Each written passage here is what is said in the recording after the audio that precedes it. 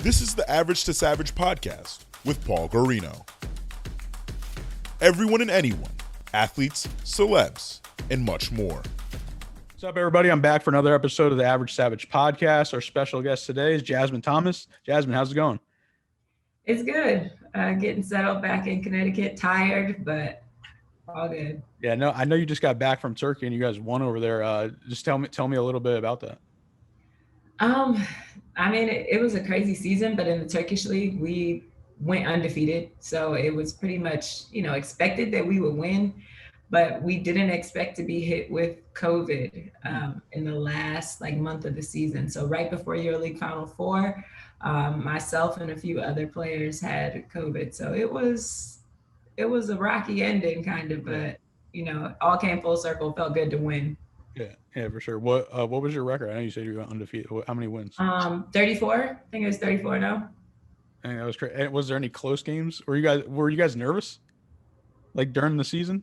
I mean, no, I don't think so. There were a few close games, but during the season, it's just kind of hard because every couple of months, it was a EuroLeague bubble. So you play Turkish league games, boom, boom, boom, and then the league would just stop and you go to the EuroLeague bubble. So it was more so trying to stay healthy because you really get up for the EuroLeague games. You're playing against the best players in, all of Europe, and the foreigners from the States, WNBA, come over. So those games are more important. Yeah. So once that was done, it was okay, we just, need to get these few playoff games over with and win this championship. Yeah, for sure. All right, let's just go back in time. What's your first memory of picking up a basketball? First memory picking up a basketball. It wasn't a competitive one. I feel like I used to just get, dragged around to different gyms following my brother. My brother played football and basketball, but only in high school. He didn't play after that. But I would just travel around to the games and I'd be running around, not paying any attention. And I want to say the first time I probably touched the ball, I was on the baseline, running around with all the other little siblings, and it just came out of bounds to me. And I'm like, here you go, ref. That's just it. And then something just clicked. I don't know, I probably was 8 then, but 2 years later, I was like, I think I want to play. Why aren't any girls playing? I really wasn't around women playing. I wasn't exposed to it that much. So I just, started feeling like it was something I wanted to do. Yeah, and then what is just speaking to that point, did you when did you know there was a WNBA? Not until I was well into play. I probably was who knows? I would say at 10, I knew, but I wasn't following. I wasn't really recognizing players, having a favorite player, whatever. But by the time I was 12, I was okay, this is cool. This is what I want to do. This is, I enjoyed watching the games. The Mystics had, that's my hometown team. They had good attendance every season. There was a, can't remember what year, but there was an all-star game. I went to that and I was just I finally really fell in love with basketball around that age. Gotcha. And I know, congrats. I know you just got inducted in the Hall of Fame in your high school, and you grew up in Virginia. Yeah. Then tell me what the recruiting process was like for you. I feel pretty typical of top 20 prospects. So, you do, for me, AAU circuit was how I got all my exposure. At least that's how I felt.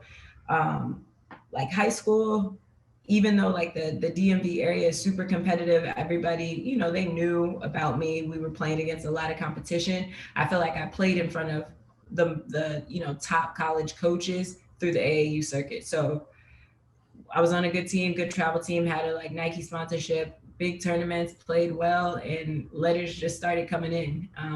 I didn't do any of the camps because some of them were the camp letters, come to elite camp. We want to see you, want to get you on the campus. But I just was whoa, it's crazy how it just goes from a hobby. It's fun. I'm meeting friends, we're traveling. I'm, going places I would never go because of basketball to I can go to college and really make a living for myself through this. Yeah, for sure. And then what made you pick Duke? My official visit is really what put the stamp on it. But I followed Duke the most. I was a fan of the Atlanta Beard, the Monique Curry, Lindsey Harden. I really saw a lot of myself in their system through Lindsey Harden. I was a huge fan of Coach G, Coach K. I love Duke men's basketball, and it's kind of like my dream school.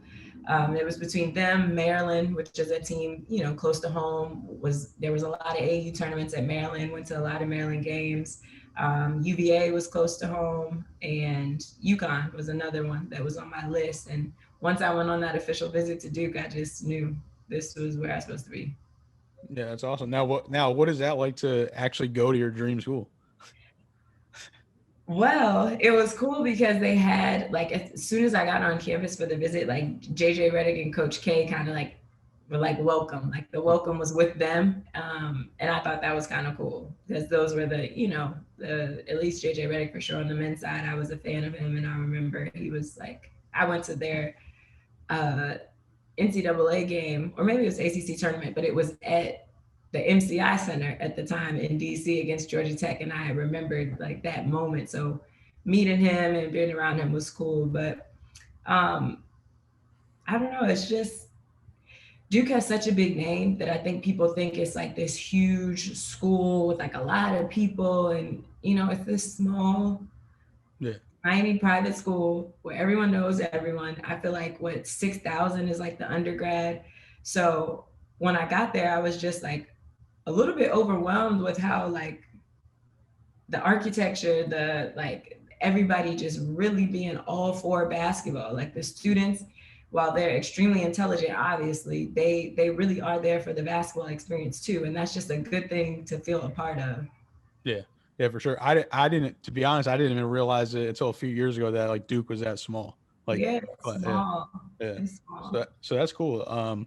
And then like, what was your overall experience like at Duke, like on and off the court? On the court, it was pretty good. I wish I could have gone farther in the NCAA tournament. I feel like that was, it's the hardest tournament to advance in, but I feel like getting hit at the Elite Eight twice in a row, I wanted to make it to a Final Four, so that was tough. But ACC championships, the Duke UNC rivalries, the Maryland game became a rivalry after the loss in the tournament like years back. So those games, they were just, there's nothing like that feeling, especially in Cameron. Like the on-court experience is everything. You have all the resources. Like I love my teammates. Everything was just, it was perfect. Off-court, busy. Like I feel like, trying to prioritize school at Duke was hard, and I'm like serious about school in the classroom. So I feel like I really was staying up late nights studying and making sure I was doing my assignments or trying to get things done before we went on the road. But it was cool hanging out with like, either other men's basketball, other sports, kind of like everywhere, athletes, a lot of similar lifestyle, hang out a lot together. And summer school was cool. I love being at school because it was only athletes. The workload was in the classroom was less. And the weather was good. North Carolina is hot as hell in the summer, so it was. I don't know if I ever heard anyone say summer school is cool. Exactly, but trust me. Ask more athletes about summer school. The conditioning and all that stuff, yeah, it's tough, but you're pretty much free. You get to, and as you're 18 to 21-year-old, it's cool. You're away from home. You get to live off campus and kind of have this like pre-adult life. It was fun. Yeah. Well, I could tell you, actually, before all this pandemic, I was back in school in 2010 to 2014, and I did some summer classes like online. So those were dope because the teachers didn't really pay attention, and you just get good grades. So that was cool. Yeah. That's the same though. Like even when you go on campus, it's so much more laid back in the summer. True. Yeah, for sure. And then just going into after that, and then entering the WNBA draft, like where did you think you were positioned? I know you got drafted 12th overall. Like, did you think that was a good spot? You think you got drafted too late? Honestly, I never really thought much of it. I was so just like my dream literally coming true, having an opportunity to compete in this league and going in the first round in general is hard to do. So, I was just grateful for the opportunity. I know my junior year at Duke, productive wise, like my stats and everything and kind of how I played was better than my senior year. So I'm sure that affects some things, but everything worked out for me, honestly, and pretty good. Yeah, for sure. And then what was it like to get traded to your hometown team, the Washington Mystic? Um, I can't even remember like how that opportunity came up, but as soon as my agent presented it to me, I'm like, I'll take that. Yeah. I like I said, I grew up once I finally like got hit to the WNBA, started falling in love with the game, like the Mystics, that was my team. And being in DC, being able to play in front of my family and my friends and have them watch my dream play out, that was cool. It was overwhelming at times too. My ticket list was like 30, 40 deep every game, and I'm sure they were happy to get rid of me. Yeah, yeah, I hear a lot about that when athletes play in their hometown. Like it's there. Obviously, there's a pros and cons to everything, but with the tickets, and then you have like kind of more pressure on you too, because Yeah. I mean, because family and friends, you do want to be able to be like, hey, like, yeah, I'm to the game, you supported me, you're, part of the reason why I'm here. Like, thanks for being behind me all this time. But once you start to understand the business of the game, it's yeah, like, I need y'all to buy tickets. Like, in order for me to do what I do and for us to like really make a living and, give the investment to the game, you got to buy tickets. I can't give everybody free tickets all the time. yeah, for sure. So this is your 11th season, correct? Yeah. Going into it. So what has like what are the changes you've seen since 2011 when you entered to now in the WNBA? Um, I feel the biggest thing for me is like the hype around the W, especially this season, like with the jerseys and everything. Like the talent level is every year it's always better and better and better. But now, like younger players marketing themselves in college, when they come to the league, they have this following, this fan base, they bring this excitement to the game, and it's bridging, that transition. And I feel like that is what is definitely different from when I first got in. Not to mention everybody gets their own room on the road now, and I'm happy about this. I really am. Like Yeah. I can't lie, I'm happy about it. But the struggle of the first 5 years that I had to go through with a roommate, being old as hell, having a roommate on the road, that shit sucked. But yeah, the new CBA is dope in a lot of ways. It's still just a baby step, first step, but a lot has changed because of that. Yeah, definitely. Yeah, I feel like when you're a rookie, you probably didn't really care, but then when you got older and older, you were like, all right, this is kind of weird. Yeah, I mean, but even then, it's a shock. Like, well, probably not. I mean, still, I think it is. It's a shock going from college Yeah. to the W resource wise. I Yeah. think is the thing. Like it's not this consistent. Like you got private, charter flights. You have, like all this gear, all this, all this, that. Like everything just kind of like handed to you. It's different in the resources that way, but it's better. It's better. I noticed a lot of good happening this season for sure. Yeah, for sure. I think a lot of people don't realize that either. Like I guess the casual fan, you'd say. Yeah. And then just going on the court, your career, you've pretty much been going up every season. So like, what changed basically from the first half of your career to like now with Connecticut? I feel like maybe that's probably when you took off when you got traded to Connecticut. Yeah, I think understanding the game better. I think something with women's players is we don't have that developmental transition. We kind of just get thrown in, and it's just this raw talent that either transitions well into the game fast, especially depending on what kind of situation you go into, where you have coaches and vets that are willing to groom you, that have the time, that don't have the stress and the pressure on them to do so. When I went into the Mystics, I think there were 6 or 7 rookies on our team that year. It's like that's hard. It's hard to win in a league like this, like that. So it just took some time to kind of find myself as a pro, adjust to the game, let the game slow down. I was kind of known for my quickness. Everything I did was one speed, just fast, fast, fast. And playing overseas too, I think helped. Any weaknesses that I had over here, I tried to directly work on them overseas and come back better. Didn't want to waste my time over there. Every opportunity to play for me was a way to get better.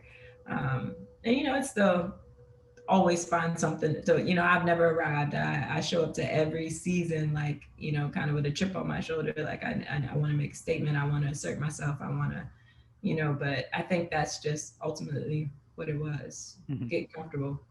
Yeah, for sure. And then you were named an All-Star in 2017. What did that mean to you? It meant a lot.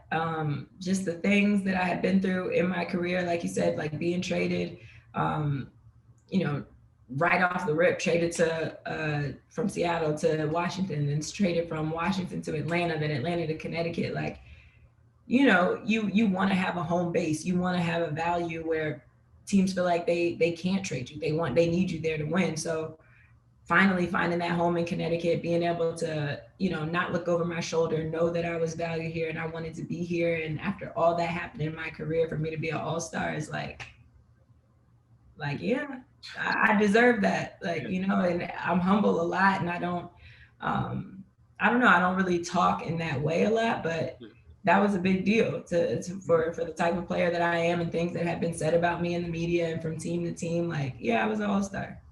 Yeah, no, I like that. And then, yeah, you were named defensive first team for 3 years and second team 1 year. So would you like defense a lot? I mean, that is the essence of my game. Even from when I was a kid, like that was what was most natural for me was defense. I love to get steals, play in the open court. I love playing in transition, and I just wanted the ball. Like I was a gnat for the ball. It was like that's still kind of how I am. I feel like you can't play offense without the ball, so why not play defense hard and get it back? So yeah, I like defense a lot. All right. And I know you guys been making strong runs like the past few years. Like what do you think will get you guys over the hump and to win the WNBA championship? I mean, obviously our team has changed in a lot of ways. Brought in some pieces that are champions, having DeWanna Bonner now, having Brian January, having JJ back. What we were able to do last year, given the, craziness of that bubble season and how our team dynamic had changed so much from the, our championship run, or, finals run. Having JJ back is a big deal. And as you can see in our first 2 games, like she's already kind of imprinted herself, and you can see like what we were missing. Yeah, for sure. Well, what are your goals this season? My goal this season, always make the playoffs as a team goal. That's like the one thing that's always on my mind is make playoffs, because it's like a new season once you get there, and everything else changes. Records don't matter. It's just a different ball game. I definitely want to win a championship this year, and just individually, I mean, I have to look. I'm not sure if there is another All-Star game. I would love to be an All-Star again. I think that would be cool, and just I don't know, being efficient. I'm older. I'm, always going to take that leadership role in grooming our younger players, and they're getting a lot of opportunities now and making the most of it, which is good. So just being efficient. However much time I'm out there, I want to make sure I stand out with my energy, my effort, and have fun. Yeah, for sure. Yeah, I feel like they should have just named the All-Star team last year, even though they didn't wouldn't have had it, and just named it. So. But I think so too. People get bonuses for that. Oh, yeah. Well, that too. But that's probably, I don't know. That's kind of weird. It's actually funny because I don't know if you know, it kind of just happened where MLB kind of took what NBA and WNBA does and they named them like all MLB. Like they never had that until last year because of, so they were just like, so that's their new accolade. Yeah. So interesting. Have you gotten the chance to watch the documentary 144? Yeah, I watched it when it aired. Oh, so what were your thoughts about it? I thought it was incredible. I think, while we made a lot of statements and we made it known what we were playing for last summer, I think to see it all come together and, be put so clearly, and it was really, really, really well edited. And I think it captured the essence of the season. I could feel myself kind of get all the emotions that I felt going through last season just watching it, leaving home, some of us not having been home in our careers and having that time to quarantine. Yeah, COVID sucked, but we were all of a sudden around our families, home for the first time. And then making a decision to leave that to go to a bubble that we were unsure of during times of like extreme racial injustice heightened to the extreme. It was like, that was a lot to go through, and we're resilient in the fact that we did it. And it was like, hey, what's up, y'all? Like, we here, you know. But when you really think about what we were going through and the emotional, like, mental aspect of it, like, I don't ever want to do that again. But I'm glad we accomplished um, amplifying our voices and really making a statement for like social injustice for sure. That was the goal, and we did that. Yeah, definitely. And then, like, what advice would you give to a young athlete, like trying to either like get a scholarship or make a pro league? Um, I feel like, I don't know, this is kind of typical, but like, control what you can control. And I say that because that's everything. That's your energy, that's your effort, that's your toughness, your IQ, your intelligence of the game, like every aspect that you need to be successful at the next level, no matter if you're 5 years old or 31 years old, like that's what it comes down to. Is all you can control is what you do, and the work and the effort and the passion that you put into it, you will get out of it. If you get caught up on the outcome all the time, things aren't always going to go the way you want, you know, and you got to find a way to push through it, stay mentally tough, and know that if you deserve it, it's going to come for you. I like that. All right, ready for some fun questions? Yeah. I think you might know this. I'm from Connecticut. So what's your favorite thing about Connecticut? Oh my God. People from Connecticut love to ask this question. I think that like that's the only people that ask that. This is probably going to be the cheesy answer, but the fans. I feel like Connecticut is a women's basketball state. So if you are lucky enough to play basketball here, you definitely have the support from them. And now they're back in the arena, which is cool. Other than that, in this area that we live in, I like that we have like these little beaches scattered around here. I like that. 'Cause I'm a beach person. Have you been to New Haven and tried the pizza though?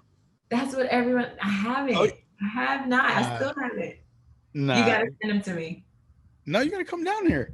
Do they deliver COVID? We can't. No, people are sitting outside now. Okay. I mean, I actually can't come down there. I just had to do my physical at Yale, so I was in New Haven. Oh, you should have stopped and got some. I had to come back and get on this.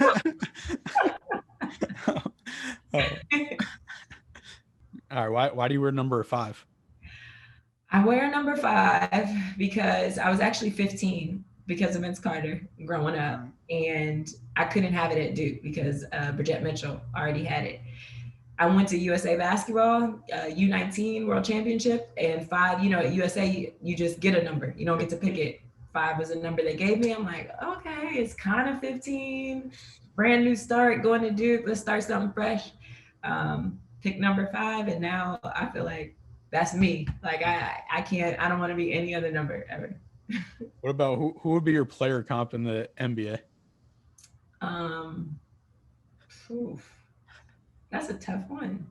I don't know. I feel like, I mean, I hate to say this. I guess I need to watch more NBA because I really only watch my like favorite players, and they don't play like me. So just like, I don't know. I feel like I should ask you that. You should be able to tell me like who I remind you of. I mean, I really like Westbrook a lot. Yeah, I don't know. I'm not averaging triple doubles, but I love just like the grit about him. No one's doing what he's doing. I know. I really like him a lot. Yeah, he's in your hometown right now, so too. Yeah. Yep. What do you like to do in your free time? Free time? Are we talking pre-COVID? Or free time has changed. How about pre-COVID, and then what's like new hobbies you picked up during COVID? Because I mean, I think everyone kind of did.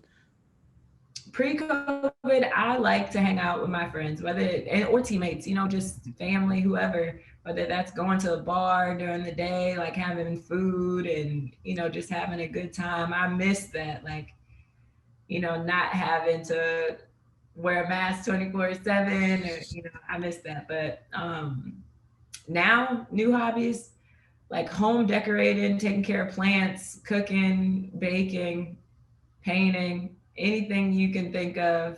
I'm trying it. I'm staying busy in the house. Yeah, for sure. What is something people don't know about you? Something people don't know about me. I would say that I love to eat in my bed. All right. And I know that sounds crazy, but a lot of people that know me or think they know me see me from the surface, whether it's Instagram or interviews or, they meet me. I'm like well put together, I'm, proper, I'm whatever, but I have crumbs in my bed on the regular.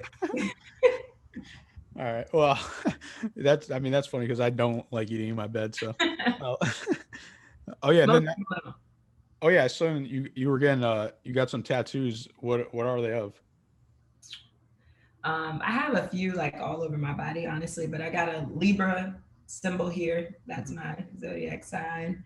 Um, I got this piece, which is the most significant thing. I lost my grandma to COVID earlier in the year. I had to put my first dog down, so I have a dove here for her, a couple other doves for people I lost, giraffe, favorite animal, sunflower, favorite flower. Kind of just put that piece together. I love it. Love it. Love it. Turned out good. Well, one, sorry to hear that, and two, that's an awesome piece. Thank you.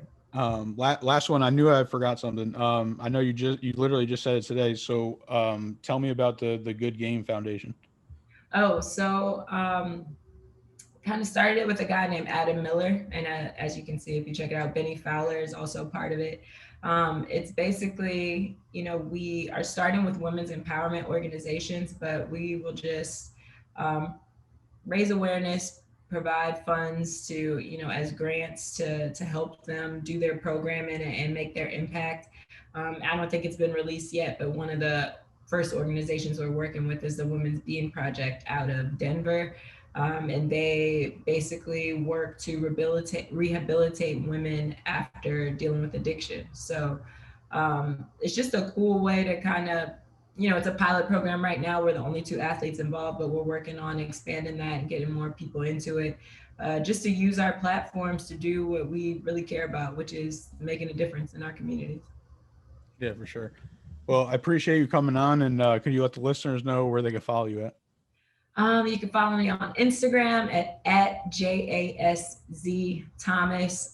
That's my handle on all platforms, honestly. So I'm one of those people that reply. So go ahead, hit me up. All right. Well, again, I appreciate it, and best of luck this season. Thank you. Thanks for having me on.